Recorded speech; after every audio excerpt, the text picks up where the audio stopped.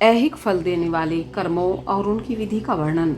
शिव पूजन की विधि, शांति, पुष्टि आदि विविध काम्य कर्मों में विभिन्न हवनीय पदार्थों के उपयोग का विधान। उपमन्यु कहते हैं, श्री कृष्ण, यह मैंने तुमसे इहलोक और परलोक में सिद्धि प्रदान करने वाला क्रम बताया है, जो उत्तम तो है ही, इसमें क्रिया, जप, तप और ध्यान का समुच्चय भी है। अब मैं शिव भक्तों के लिए यही फल देने वाले पूजन, होम, जप, ध्यान, तप और दान में महान कर्म का वर्णन करता हूँ। मंत्रार्थ के श्रेष्ठ ज्ञाताओं को चाहिए कि वह पहले मंत्र को सिद्ध करे, अन्यथा इष्ट सिद्धि कारक कर्म भी फलद नहीं होता। मंत्र सिद्ध कर लेने पर भी जिस कर्म का फल किसी प्रबल दृष्ट के कारण प्रतिबद्ध हो, उसे विद्वान पुरुष सहसा न करें। उस प्रतिबंधक का यहाँ निवारण किया जा सकता है।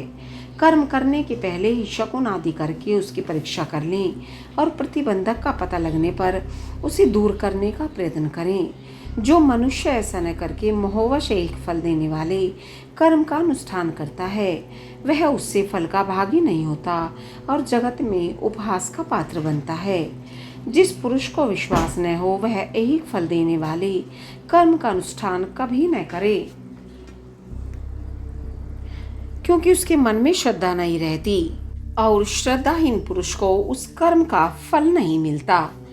किया कर्म निष्फल हो जाए तो भी उसमें देवता का कोई अपराध नहीं है, क्योंकि शास्त्रोक्त विधि से ठीक ठीक कर्म करने वाले पुरुषों को वही फल की प्राप्ति देखी जाती है जिसने मंत्र को सिद्ध कर लिया है, प्रतिबंधक को दूर कर दिया है, मंत्र पर विश्वास रखता है और मन में श्रद्धा से युक्त है। वह साधक कर्म करने पर उसके फल को अवश्य पाता है। उस कर्म के फल की प्राप्ति के लिए ब्रह्मचर्य परायण होना चाहिए। रात में हविष्य भोजन करें, खीर या फल खाकर रहें।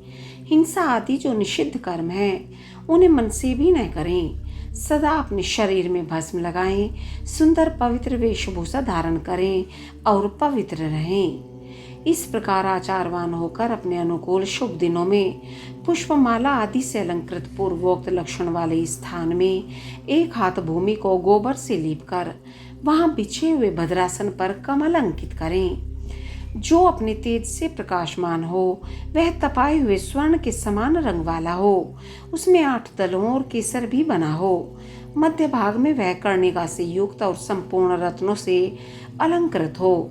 उसमें अपने आकार के समान ही नाल होनी चाहिए। वैसे स्वर्ण निर्मित कमल पर सम्यक विधि से मन ही मन अणिमा आदि सब सिद्धियों की भावना करें। फिर उस पर रत्न का, सोने का अथवा स्फटिक मणि का उत्तम लक्षणों से युक्त वेदी सहित शिवलिंग स्थापित करके उसमें विधि पूर्वक पार्षदों सहित अविनाशी सांब सदा शिव का आवाहन और पूजन करें। फिर वहां साकार भगवान महेश्वर की भावनामयी मूर्ति का निर्माण करें, जिसके 4 भुजाएं और 4 मुख हों।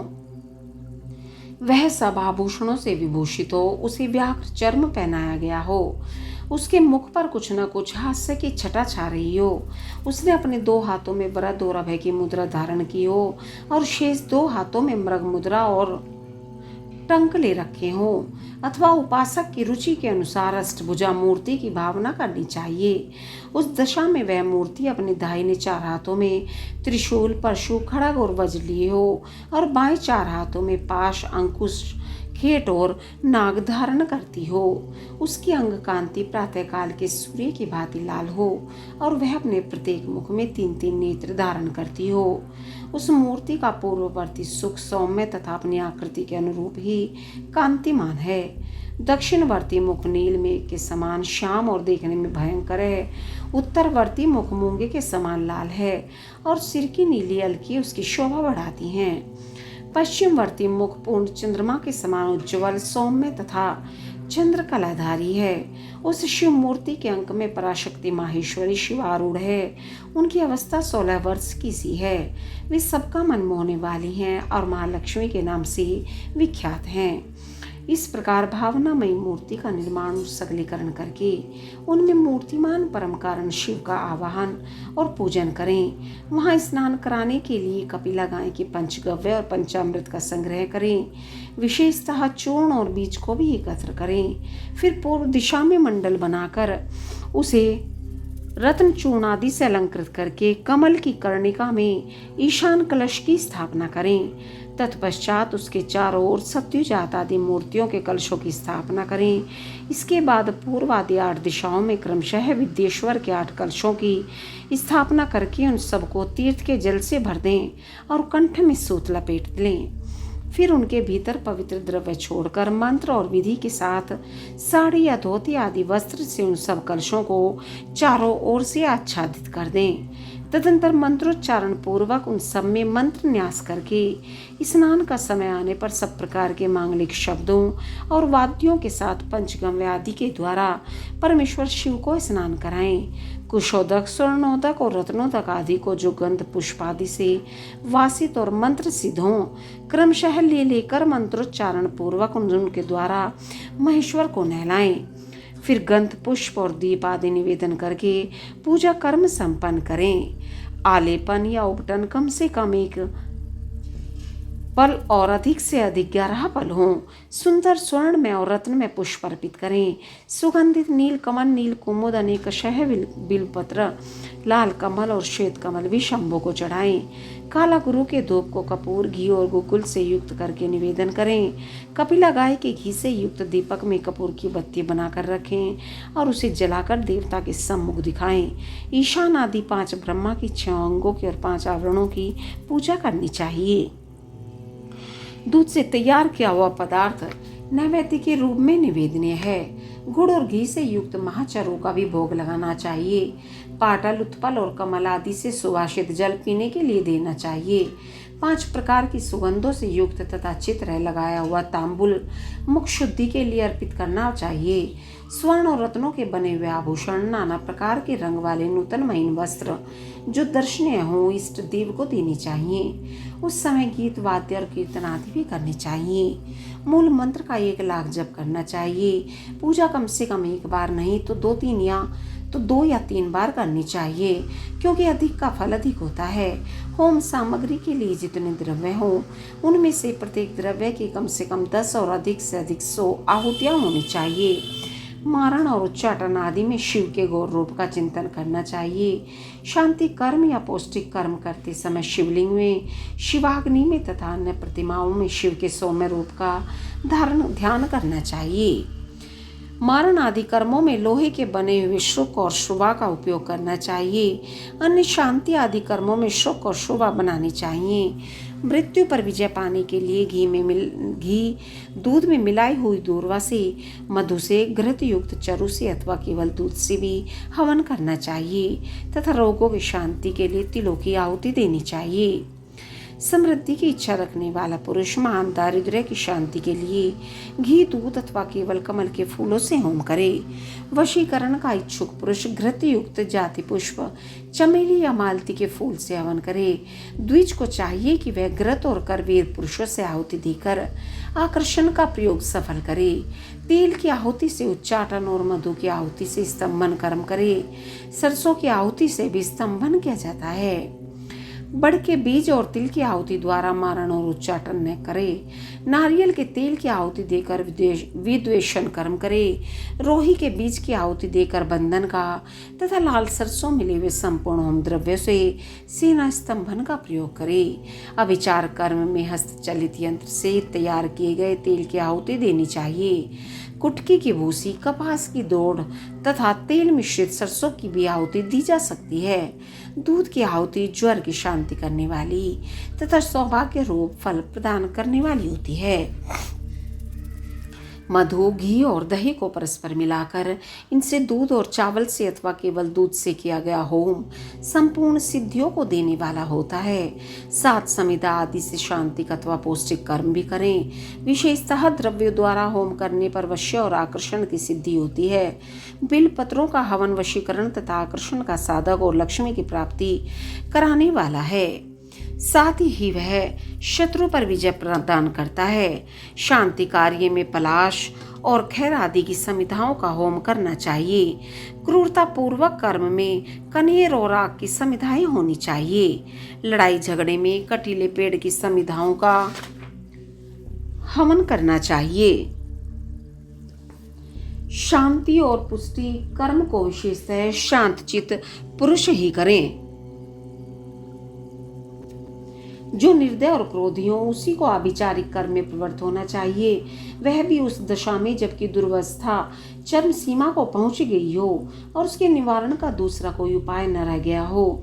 आतताई को नष्ट करने के उद्देश्य से आभिचारिक कर्म करना चाहिए। अपने राष्ट्रपति को हानि पहुंचाने के उद्देश्य से आभिचारिक कर्म कदापि नहीं करना चाहिए। यदि कोई आस्तिक परम धर्मात्मा और माननीय पुरुष हो, उससे यदि भी उसको नष्ट करने के उद्देश्य से आभिचारिक कर्म का प्रयोग नहीं करना चाहिए। जो कोई भी मन, वाणी और क्रिया द्वारा भगवान शिव के आश्रित हों, उसके तथा राष्ट्रपति के उद्देश्य से भी आभिचारिक कर्म करके मनुष्य शीघ्र ही पतित हो जाता है। इसलिए कोई भी पुरुष जो अपने लिए सुख चाहता हो, अपने राष्ट्र पालक राजा की तथा शिव भक्त की अभिचार आदि के द्वारा हिंसा न करे। दूसरे किसी के उद्देश्य से भी मारण आदि का प्रयोग करने पर पश्चाताप से युक्त हो प्रायश्चित करना चाहिए। निर्धन या धनवान पुरुष भी बाणलिंग, नम्रता से प्रकट हुए शिवलिंग, ऋषियों द्वारा स्थापित लिंग या वैदिक लिंग में भगवान शंकर की पूजा करें। जहाँ ऐसे लिंग का अभाव हो, वहाँ स्वर्ण और रत्न के बने हुए शिवलिंग में पूजा करनी चाहिए। यदि स्वर्ण और रत्नों के उपार्जन की शक्ति ना हो तो मन से ही भावनामयी मूर्ति का निर्माण करके मानसिक पूजन करना चाहिए, अथवा प्रतिनिधि द्रव्यों द्वारा शिवलिंग की कल्पना करनी चाहिए। जो किसी अंश में समर्थ और किसी अंश में असमर्थ है, वह भी यदि अपनी शक्ति के अनुसार पूजन कर्म करता है तो अवश्य फल का भागी होता है। जहाँ इस कर्म का अनुष्ठान करने पर भी फल नहीं दिखाई देता, वहाँ 2 या 3 बार उसकी आवृत्ति करें। ऐसा करने से सर्वथा फल का दर्शन होगा। पूजा के उपयोग में आया हुआ जो स्वर्ण, रत्न आदि उत्तम द्रव्य हो, वह सब गुरु को दे देना चाहिए तथा उसके अतिरिक्त दक्षिणा भी देनी चाहिए। यदि गुरु नहीं लेना चाहता हो तो वह सब वस्तु भगवान शिव को समर्पित कर देनी चाहिए अथवा शिव भक्तों को देती। इनके सिवा दूसरों को देने का विधान नहीं है। जो पुरुष गुरु आदि की अपेक्षा न रखकर स्वयं यथाशक्ति पूजा संपन्न करता है, वह भी ऐसा ही आचरण करे। पूजा में चढ़ाई हुई वस्तु स्वयं न ले ले। जो मूढ़ लोभ वश पूजा के अंगभूत उत्तम द्रव्य को स्वयं ग्रहण कर लेता है, वह अभीष्ट फल को नहीं पाता। इसमें अन्यथा विचार नहीं करना चाहिए। किसी के द्वारा पूजित शिवलिंग को मनुष्य ग्रहण करे या न करे, यह उसकी इच्छा पर निर्भर है। यदि ले ले तो स्वयं नित्य उसकी पूजा करे अथवा उसकी प्रेरणा से दूसरा कोई पूजा करे। जो पुरुष इस कर्म का शास्त्रीय विधि के अनुसार ही निरंतर अनुष्ठान करता है, वह फल पाने से कभी वंचित नहीं रहता। इससे बढ़कर प्रशंसा की बात और क्या हो सकती है। तथापि मैं संक्षेप से कर्म जनित उत्तम सिद्धि की महिमा का वर्णन करता हूँ। इससे शत्रुओं अथवा अनेक प्रकार की व्याधियों का शिकार होकर और मौत के मुंह में पड़कर भी मनुष्य बिना किसी विघ्न बाधा के मुक्त हो जाता है। अत्यंत कृपण भी, उदार और निर्धन भी कुबेर के समान हो जाता है। कुरूप भी कामदेव के समान सुंदर और बूढ़ा भी जवान हो जाता है। शत्रु क्षण भर में मित्र और विरोधी भी किंकर हो जाता है। अमृत विष के समान और विष भी अमृत के समान हो जाता है। समुद्र भी स्थल और स्थल भी समुद्रव्रत हो जाता है। गड्ढा पहाड़ जैसा ऊंचा और पर्वत भी गड्ढे के समान हो जाता है। अग्नि सरोवर के समान शीतल और सरोवर भी अग्नि के समान दाहक बन जाता है। उद्यान जंगल और जंगल उद्यान हो जाता है। क्षुद्र मृग सिंह के समान शौर्यशाली और सिंह भी कृष्णमृग के समान आज्ञापालक हो जाता है। स्त्रियां अभिसारिका बन जाती हैं, अधिक प्रेम करने लगती हैं और लक्ष्मी सुस्थिर हो जाती है। वाणी इच्छा अनुसार दासी बन जाती है और कीर्ति गणिका के समान सर्वत्र गामिनी हो जाती है। बुद्धि स्वेच्छा अनुसार विचरने वाली और मन हीरे को छेदने वाली सुई के समान सूक्ष्म हो जाता है।